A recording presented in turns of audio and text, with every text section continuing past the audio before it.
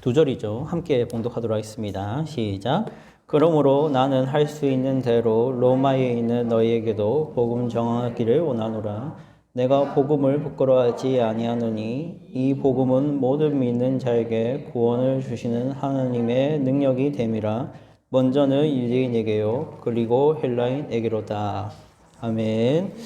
네, 오늘 요즘에 시험 기간이라서 다들 바쁘고 피곤하죠. 네, 그래도 이 자리에 나와서 감사합니다. 네, 쉽지 않은 발걸음인데 시험 기간이면 보통 없는 게 당연하진 않지만 당연한 느낌이 있죠.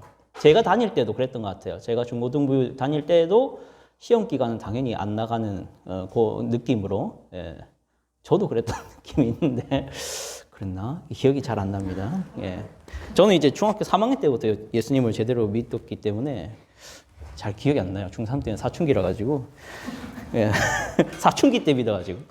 자, 여러분, 이제부터 사도신경은 끝났습니다. 사도신경은 끝났고, 이제부터 사도신경 이후에 우리에게 필요한 얘기를 좀, 실제적인 얘기들을 좀 하려고 하는데, 우리가 사도신경을 배웠으니까, 어떻게 보면은 이제, 기초를 배웠다고 볼 수 있어요. 무슨 기초냐면은, 기독교의 기초를 배운 것입니다. 그런데 이제 이 사도신경을 보통 뭐라고도 말할 수 있냐면은 복음이라고도 할 수 있어요. 복음. 여러분 복음이라는 단어를 들어보셨는지 모르겠습니다.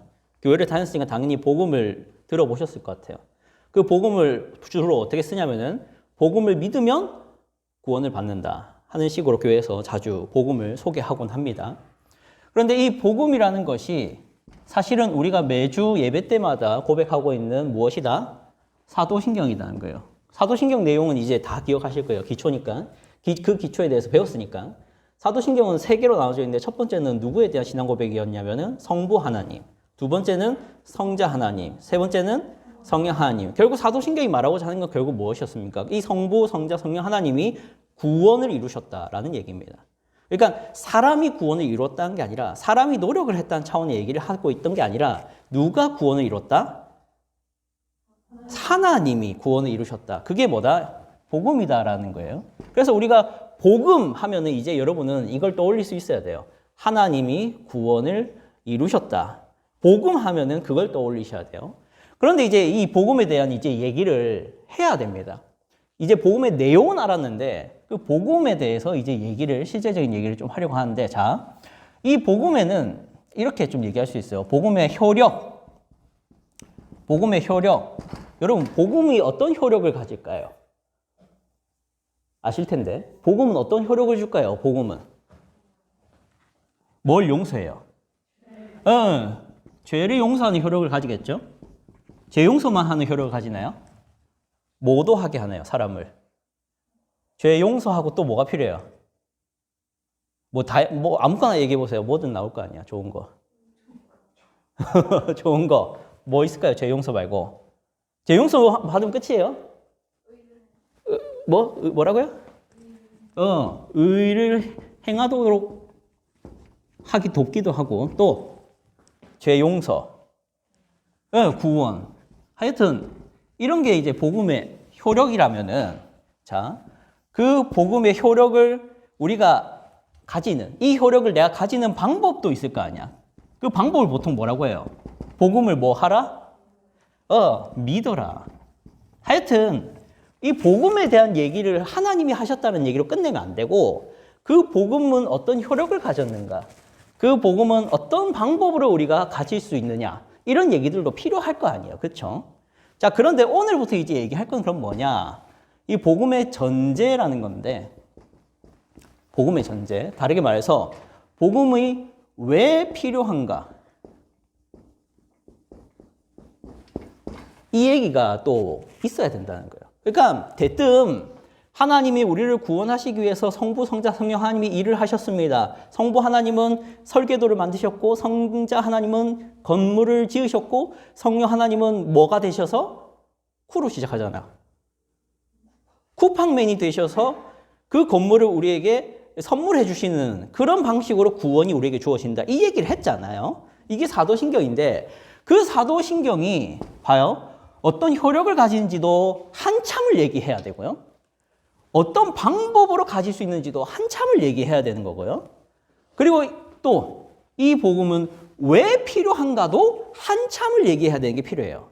그래서 복음을 배운다는 거는 대뜸 성부, 성자, 성령 하나님이 일하신 것을 여러분 믿으세요. 아멘. 이렇게 끝낼 게 아니라 한참을 얘기할 게 많습니다. 그래서 오늘은 이 전제에 대한 얘기를 충분히 얘기를 할 필요가 있어서 준비했습니다. 설교를. 이제 이 복음이 왜 필요한가를 우리가 계속적으로 들으면서 이 복음이 필요한 이유, 이 복음이 왜 있어야 되는지에 대해서 충분히 얘기를 하면서 이제 앞으로 시리즈로 5번의 설교에 걸쳐서 이 복음을 얘기를 드리고자 해요. 5번입니다. 전제도 얘기하고 효력도 얘기하고 방법도 얘기하고 한 개 더 얘기해보죠. 그 결과에 대해서도 얘기를 다음에 할 거예요. 알겠죠? 네. 복음을 얘기하는 건 사도신경으로 끝났습니다. 사도신경이 복음의 내용이에요. 근데 그 사도신경이라는 그 복음의 내용이 왜 필요한지 얘기해야 되고 그게 무슨 효력을 가지는지 얘기해야 되고 그게 어떤 방법으로 내게 주어질 수 있는지도 얘기해야 되고 그게 낳는 결과도 얘기를 해야 되고 알겠죠? 그 전제를 오늘 다룬다. 이걸 먼저 설명드렸습니다. 자, 오늘 준비해온 하나님 말씀은 로마서 1장 15절과 16절 2절입니다. 이 2절을 가지고 앞으로 5번에 걸쳐서 설교를 진행을 하겠습니다. 자, 오늘 이 로마서라는 이 편지는 로마라는 지역에 보낸 편지입니다. 로마라는 지역. 우리 PPT 한번 봐주시면 로마가 뭐예요? 로마가 여러분 들어봤어요? 로마. 이거 어디 지역 지도죠? 아시아인가요? 유럽이죠. 이게 요즘에는 어떤 나라로 불려요? 이랄리아고 이거는 프랑스, 여기는 뭐가 있겠어요? 러시아요? 러시아는 한참 가야 돼요. 뭐 독일. 러시아는 여기. 이건 뭐예요, 이거? 영국. 그때 이 고대 로마 제국의 영토를 표시한 건데요. 어디까지 가 있어요, 지금? 영국까지 로마 제국이 확장되어 있었다. 여기는 어느 대륙이에요? 아프리카. 이거는 어느 나라일까요? 그리스. 누가 이렇게 똑똑하죠? 대답 잘하네요. 그러니까 이제 이게 로마 전국을 말하는데 그 중에서 이 지역이 로마의 이 뭐랄까요? 중심이에요. 근데 그 로마의 중심보다 더 중심인 로마의 수도가 이곳에 있는데 그곳의 이름이 뭐다? 도시 이름이 동시에 로마예요. 로마 제국이면서 이 수도 이름도 로마입니다. 그래서 이제 로마서라는 것은 바울이 이 전체에 보낸 게 아니라 로마 수도에 보낸 편지라는 것을 기억하시면 좋아요. 로마 수도에 보낸 편지가 로마서입니다. 자, 그런데 이 사도 바울이 보낸 이 편지의 내용을 좀 보면은 이 로마가 어떤 곳인지를 한번 여러분이 배우는 시간을 좀 가질게요. 이게 역사 시간이 좀 될 것 같은데 로마는 어떤 곳이냐면은 그 당시에 로마가 편지를 보낼 당시에 로마는 로마 제국의 수도였는데 로마는 그냥 소국이었어요? 대제국이었어요? 대제국이죠. 세계 최강국이었어요? 세계 2위 정도였어요? 최강국이죠. 최강국의 수도면은 어떤 곳일까요? 떠오른 게 있죠. 로마는 753년에 설립된 도시인데 로마서가 작성될 당시에 로마 인구수는 몇 명일까요? 수도인데 몇 명 정도였을까? 세우마. 수도야. 최강국의 수도 몇 명 정도였을까요? 대충 때려잡아봐. 1억? 1억? 그렇게 생각할 수도 있지. 이현아 몇 명 정도였을까? 1억? 500에서 700만. 500에서 700만. 우리나라로 치면은 대충 어디 정도일까? 부산보다 많은 느낌인데. 경기도도 1000만이 되잖아요.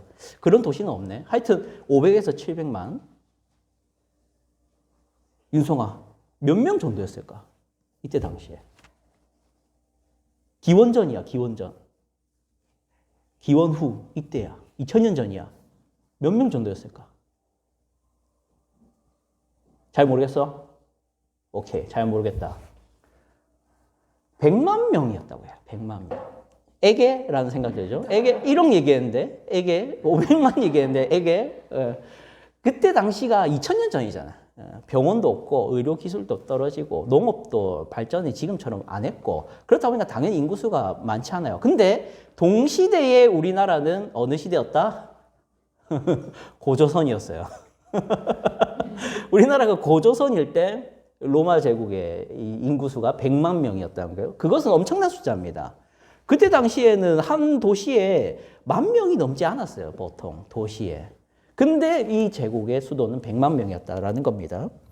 그러면은 이 100만 명인 이 도시는 보세요. 유럽의 중심이라는 거예요. 그러니까 로마 제국의 중심이라는 거지. 자, 그러면 이 수도에는 뭐가 있었을까? 수도에는 뭐가 있을까? 생각해 보세요. 수도에는 다른 지역과 다른 특별한 뭐가 있을 거 아니야. 수도는 항상 뭐가 있죠? 첫 번째, 뭐가 있을까요?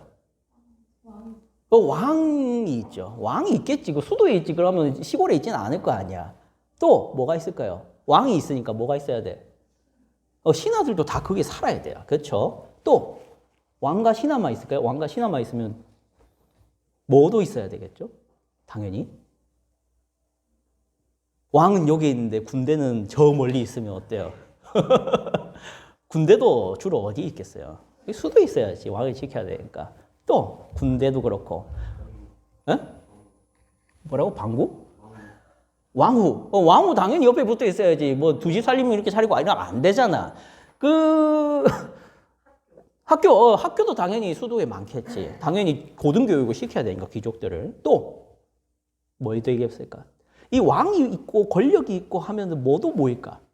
군사도 있고 하면 뭐가 모일까? 그렇지, 돈도 모이는 거지. 온갖 상인들이 장사를 하려면 시골에 해야겠어. 100만 명이 있는 수도에서 해야겠어. 수도에 해야겠지. 그러니까 이 로마 제국의 수도인 이 로마라는 장소는 상업과 행정과 권력과 군사와 문화의 중심지일 수밖에 없어요.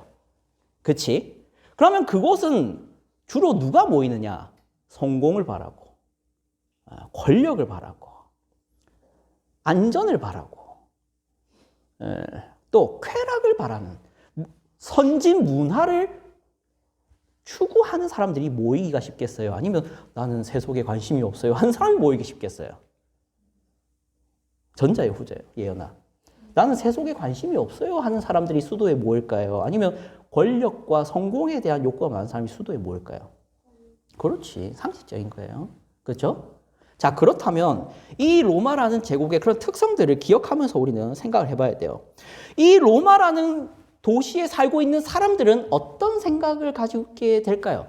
이런 도시에 살고 있잖아. 행정의 중심지, 군사의 중심지, 권력의 중심지에 이 로마 시민들은 살고 있잖아. 그러면 어떤 기분이 들까요? 저는 이렇게 생각하는 게 그들은 아마 자부심이 있었을 것 같아요. 그들은 사막 건너 저 어디, 특히 요게 어디, 요게 아프리카 지역에서는 구할 수도 없는 물건을 그냥 조금만 걸어가면 살 수 있었을 거예요. 그리고 이 오지나 요 야만인들이 사는 곳에서는 감히 꿈꿀 수 없는 안전을 누릴 수 있었을 거예요. 그리고 여기서 이 터키 지역에서는 볼 수 없는 왕과 왕후와 귀족들을 한 번씩은 볼 수 있는 기회들을 얻을 수 있었을 거야. 그러면 로마 시민들은 당연히 자부심이 그리고 어떤 비교 우월도 생기고 다양한 그런 자신감들이 생겼을 거예요. 자, 이제 로마서 1장 15절을 한번 다시 보세요. 1장 15절 다시 한번 읽어볼게요. 시작. 그러므로 나는 할 수 있는 대로 로마에 있는 너희에게도 복음 전하기를 원하노라. 로마에 있는 너희에게도요. 이게 중요합니다. 바울이 의도적으로 쓰는 표현이에요. 로마에 있는 너희라는 것을 상기시키고 있어요. 그냥 대뜸 뭐 너희에게도라고 해도 되잖아. 너희에게도 복음 전하기 원한다라고 얘기해도 되잖아요. 근데 로마에 있는 너희에게입니다. 정확하게는. 자, 로마에 있는 너희에게라는 이 표현을 좀 주의 깊게 살피기 전에 우리는 우리에게 이러한 표현을 쓴다면 어떻게 바뀔 수 있을까 했을 때 대한민국 수도에 살고 있는 수도 이름이 뭐예요? 대한민국 수도. 대한민국 수도인 서울에 살고 있는 예현이에게도 라는 표현으로 바꿀 수 있겠지. 대한민국 수도의 서울에 살고 있는 세우미에게도 라고 바꿀 수 있겠지. 똑같은 수도잖아. 자, 서울은 대한민국의 지방도시입니까? 수도입니까? 수도죠. 이 수도는 몇 명 정도가 살고 있죠? 1,000만 명이죠. 이 대한민국의 이 수도인 이 서울은 정치, 경제, 행정의 중심지가 맞습니까? 아닙니까? 맞습니다. 물론 대한민국이 로마 제국처럼 최강대국이에요, 아니요, 지금? 그건 아니죠. 최강대국은 어디예요? 미국이에요. 그리고 그 미국만큼 이 수도인 서울이 크지도 사실 않아요. 뭐 서울도 크긴 하지만 그럼에도 뉴욕이나 워싱턴에 비하면 사실 부족한 게 사실이죠. 그럼에도 불구하고 대한민국의 수도인 서울은 로마 제국보다는 어때요? 로마 제국의 로마시보다는 인구수가 많아요, 작아요? 많죠. 이 로마시보다 발전됐어요, 안 발전됐어요? 이 로마시보다 문화가 발전돼 있었어요, 아니에요? 이 로마시보다 더 많은 군사력이 있어요, 없어요? 있지. 자, 그렇다면 이 서울도 이 로마만큼 바울이 염려할 만한 것들로 이 서울도 로마만큼 바울이 염려할 게 있다 없다 했을 때 있다는 거예요. 바울이 로마에 있는 너희에게 필요하다 했을 때 그건 분명히 염려를 가지고 하는 말이에요. 그런데 이거 마찬가지로 서울에 있는 우리에게도 분명히 바울은 염려를 가지고 말하고 있다는 것을 알아야 됩니다. 자, 여러분, 현대는 과학의 급속한 발전으로 인해 유통혁명, 뭐 정보혁명이 일어난 사회죠. 제가 유통혁명, 정보혁명이라는 이제 이런 뭐랄까요, 유식한 단어처럼 들리는 그런 걸 얘기를 했지만 여러분도 잘 아는, 경험하고 있는 그런 이야기들입니다. 자, 여러분, 우리가 PC를 켜고, 컴퓨터를 켜고 아니면 스마트폰을 켜면 우리는 거기서 몇 번의 동작만으로 저 다른 나라에 있는 물건을 살 수가 있어요. 그죠? 우리는 몇 번의 이 손으로 누르는 것만으로도 저 멀리 미국에 있는 사람들이 어떻게 살고 있는지도 바로 볼 수 있어요. 이미지로 보든 영상으로 보든. 그만큼 정보가 혁명이 일어난 시대에 있고 유통이 혁명이 일어난 시대이죠. 그래서 우리는 그 미국에 있는 물건을 사더라도 얼마나 걸릴까요, 우리가? 자, 우리가 미국에 있는 물건을 사고 싶다 해서 버튼 딱 눌러요. 그러면 얼마나 걸릴까요? 2주. 잘 안 해. 해봤어? 2주면 온다고. 자, 그런데 이 로마 보세요. 아무리 로마가 대제국이라 하더라도 만약에 난 터키산 커피를 먹고 싶다. 그래서 주문을 할 수도 없을 뿐더러 그것을 만약 살려고 한다고 하더라도 2주 이상은 걸렸을 거야. 그만큼 오래 걸렸는데 그에 비해서 이 서울, 수도, 그리고 이 현대의 이 우리들의 문화 속에서는 물건을 사고 싶으면 즉시로 살 수 있고 물건을 보고 싶으면 즉시로 볼 수 있고 우리가 누군가의 삶을 보고 싶으면 즉시로 볼 수 있고 그 삶을 나도 살고 싶다라는 생각이 들면 언제든지 누릴 수 있는 것이 지금 시대라는 것이에요. 자, 그러면 이런 질문이 생기죠.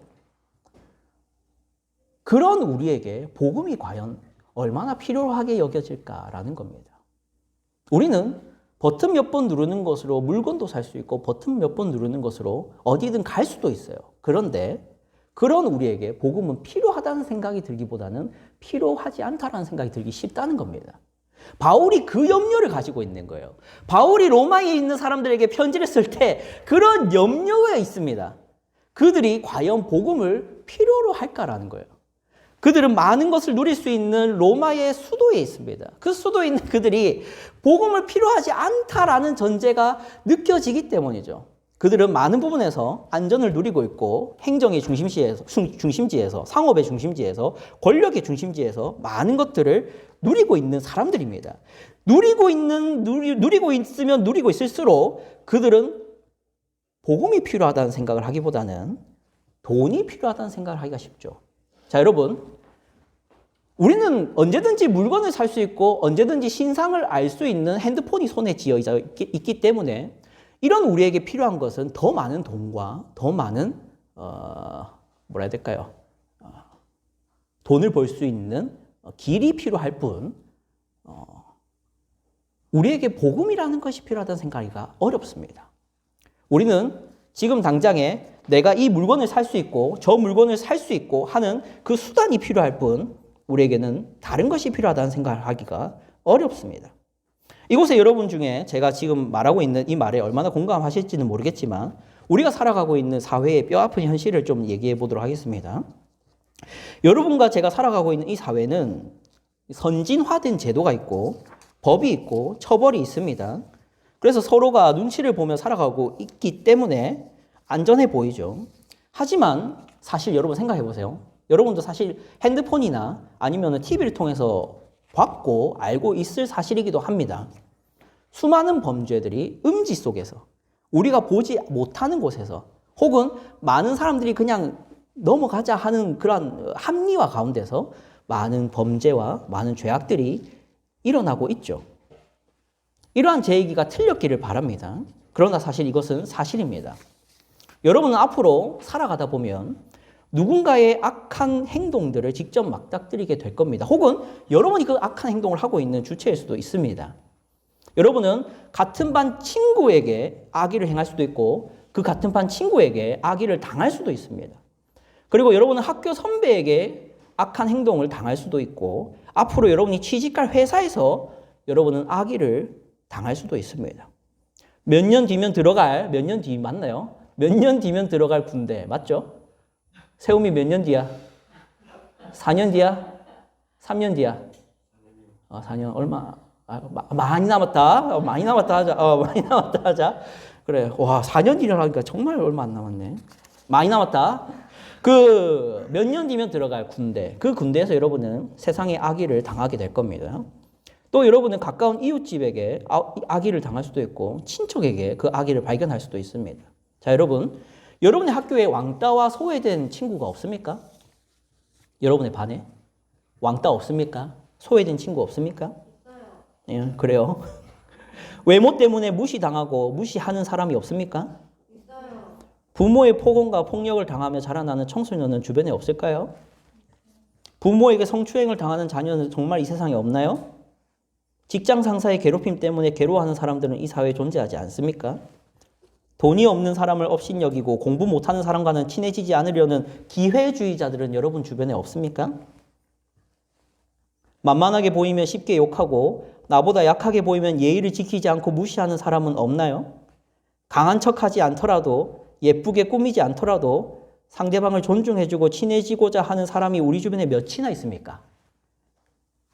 우리는 어떻습니까? 자, 여러분 제가 질문들을 했는데 이 질문들만 보더라도 이렇게 풍족하고 행정과 경제와 사회 정치의 중심지인 이 서울 그곳에 살고 있는 여러분의 환경과 현실을 보세요. 죄가 없습니까?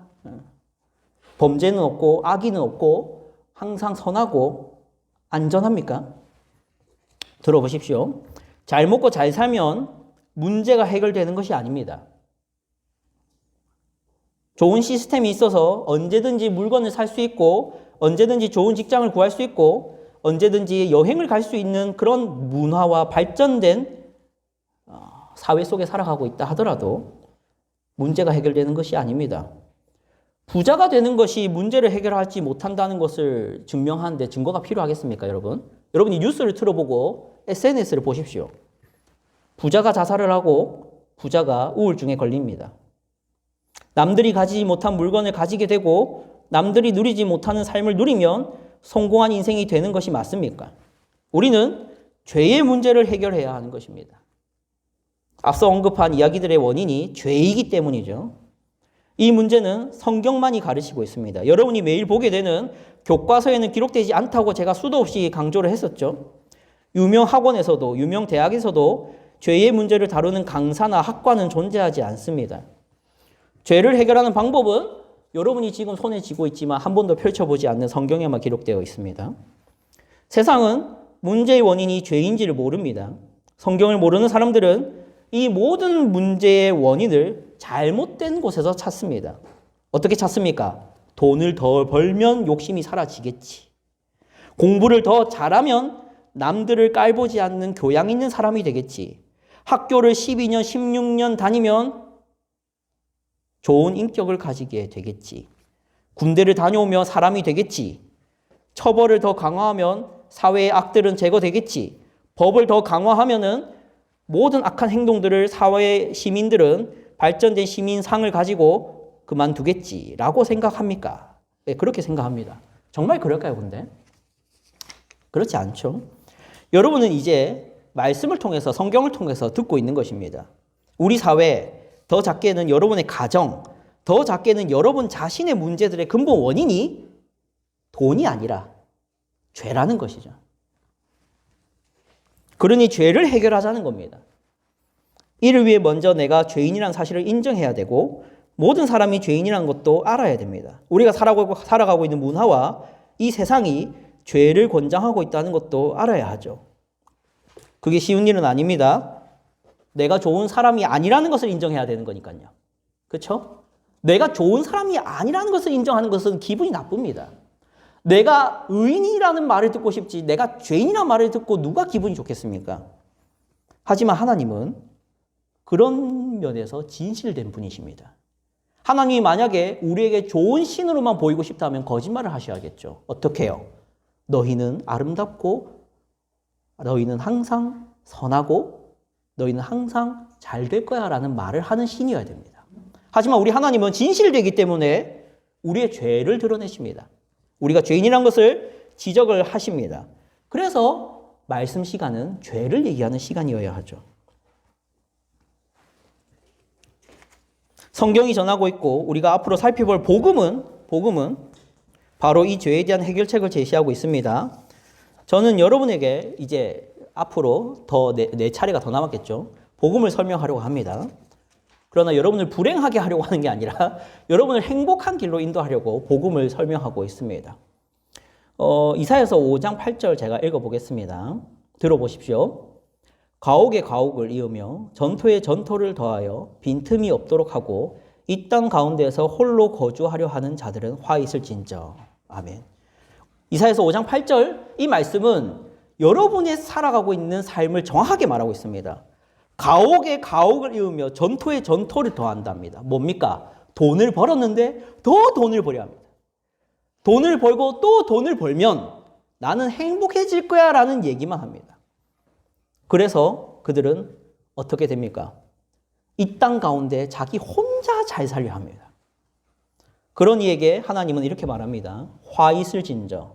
여러분, 많이 가지고 있고 더 가지게 되는 것이 올바른 삶이 아닙니다. 좋은 땅에 살고 있고 좋은 수도에 살고 있어서 안전을 누리고 있고 유명한 인사들을 보고 있고 연예인과 정치인들을 곁에 두고 있고 군사의 보호를 받고 있으며 어디든지 쉽게 물건들을 구할 수 있는 그런 장소에 있다고 해서 여러분이 안전하고 행복하게 될 수 있는 게 아닙니다. 우리는 복음이 필요합니다. 우리의 죄 문제, 우리의 죄가 해결되기 위해서는 복음이 필요합니다. 기도하겠습니다.